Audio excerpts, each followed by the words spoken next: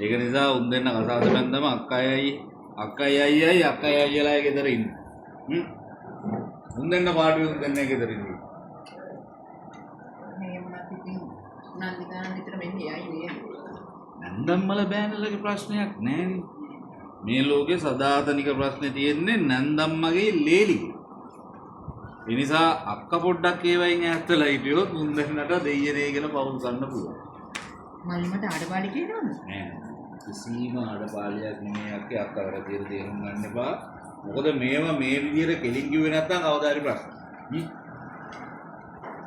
අක්ක යන් අතුරට. ගිල්ල තේ කප්පු.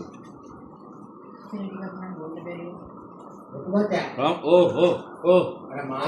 මාත්‍යා නිදි නින්ද ගිහිල්ලා මේ රාජපක්ෂ අයියරේ නා පොඩ්ඩක් නින්ද ගිහිල්ලා තියෙන්නේ මේ හරවන්නද නෑ ඒක මෙහෙම කරමු අපි මෙහෙම කරමු මේ මට පුදුම මේකක් තියෙනවා මේ නුවර රහඩ පත් ටික අනේ අත මම හරි මාසයනේ නුවර මාළු වර්ග හදන විදියට මේ